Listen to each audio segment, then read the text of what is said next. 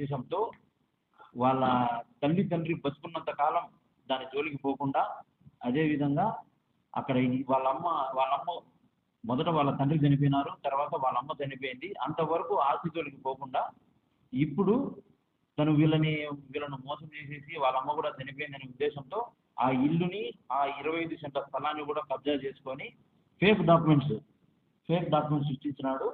అదేవిధంగా ఎక్కడైనా సరే మన Indian non judicial government of Andhra Pradesh అంటే మనం రిజిస్ట్రేషన్ చేస్తాం కదా మనము, రిజిస్ట్రార్ గారు కూడా ఇక్కడ దీంట్లో క్లారిటీగా మనకి ఇచ్చినారు. ఏమని ఇచ్చినారంటే షెడ్యూల్ జాగాలో ఎటువంటి కట్టడము లేవు. ఈ దస్తావేజులోని యావత్ అంశంలన్నీ వ్రాయించుకున్నవారు సూచనల మేరకు తయారు చేయడం అనేది. ఈ దస్తావేజుల్లోని యావత్ అంశంలన్నీ వ్రాయించుకున్నవారు క్షుణ్ణంగా చదువుకున్నారు. అంటే దీంట్లో ఎటువంటి తప్పులు లేవంట. సాక్షి సంతకాలు పెట్టిన వాళ్ళు, సాక్షులు అంతా ఒరిజినలే అంట. కానీ ఇక్కడ ఏం రాసినారు, 1908 సెక్షన్ 22B నిబంధనలకు ఉల్లంఘించినట్లయితే రిజిస్ట్రేషన్ చట్టంలోని 82 ప్రకారము శిక్షార్హులు అవుతారంట. ఇది ఫేక్ డాక్యుమెంట్ అని మేము ఇప్పుడే నిరూపిస్తున్నాము.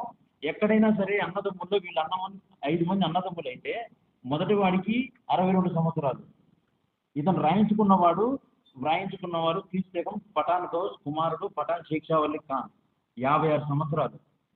ఎవరు వ్రాయించుకున్నవారు అంటే తమ్ముడికి 56 సంవత్సరాలు, వ్రాయించి ఇచ్చినవారు పఠాన్ గౌస్ ఖాన్ కుమారుడు అల్లాబకర్, వ్రాయించి ఇచ్చినోడు అన్న 52 సంవత్సరాలు అంటే అన్నకి 52 సంవత్సరాలు, తమ్ముడికేమో 56 సంవత్సరాలు.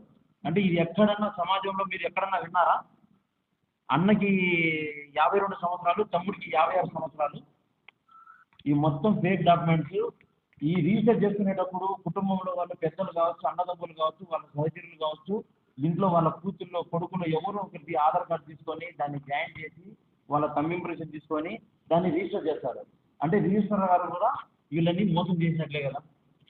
ఇది ఎంతవరకు పోతుందంటే మీరంతా, ఇది పోయిన సంవత్సరము వైసీపీ గవర్నమెంట్లో ఇది జరిగింది.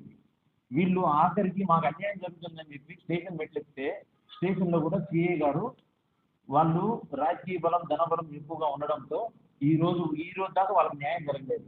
ఇప్పుడు కనీసం ఈ గవర్నమెంట్లో ఉన్న చంద్రబాబు నాయుడు గారు కావచ్చు, లోకేష్ గారు కావచ్చు, పవన్ కళ్యాణ్ గారు కావచ్చు, ఇప్పుడు ఈ సమస్య ఎందుకు బయటకు వచ్చిందంటే ఆయన యూనివర్సిటీలో ఉన్న యూనివర్సిటీలో ఉన్నటువంటి వైస్ ఛాన్సలర్ శేక్షావల్లి ఆయన తన తమ్ముడు కూతురికి న్యాయం చేస్తాను, ఆ స్థలాన్ని వదిలేస్తే మీకు 20 లక్షల రూపాయలు ఇస్తానని చెప్పి, అక్షరాలు ఇస్తానని చెప్పి సాక్షాత్తు వాళ్ళ కుటుంబంలో పెద్ద అయినటువంటి వాళ్ళన్న నేమతుల్లా ఖాన్తో కూడా అందరి ముందర చర్చించడం జరిగింది.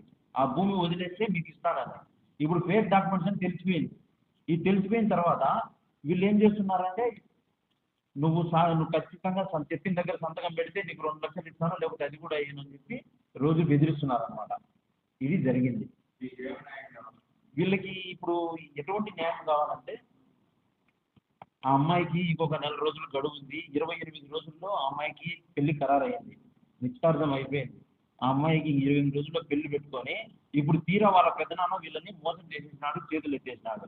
అంటే కనీసం వాళ్ళ భూమి వాళ్ళకి ఇచ్చి, లేదా వాళ్ళ ఇంటి జాగా వాళ్ళకి ఇచ్చేస్తే వాళ్ళు దాన్ని అమ్ముకుంటారో చేసుకుంటారో, కూతురు పెళ్లి కాబట్టి ఈ అన్ని విధాలుగా సంసిద్ధంగా ఉండాలి. కాబట్టి వాళ్ళకి తగిన న్యాయం చేయాలి. వాళ్ళ స్థలం వాళ్ళకి ఇప్పించుకుంటే దాన్ని బ్యాంకులో పెట్టుకోనో, లేకపోతే వాళ్ళ పేరు మీద రిజిస్ట్రేషన్ చేసుకోనో, అమ్ముకోనో, తన బిడ్డకి పెళ్లి చేసుకొని ఒక ఇంటి దాన్ని చేయాలని చెప్పి వాళ్ళకి న్యాయం జరగాలని చెప్పి ఇక్కడికి వచ్చినారు.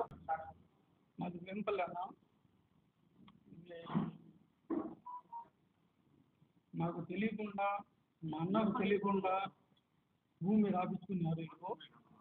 షావులి ఖాన్ అనేవాడు. నేను వచ్చి పాపకు పెళ్లి పెట్టుకున్నాను 21వ తారీఖు. నాకు దయచేసి న్యాయం చేయాలని నేను చెప్పుకుంటున్నాను.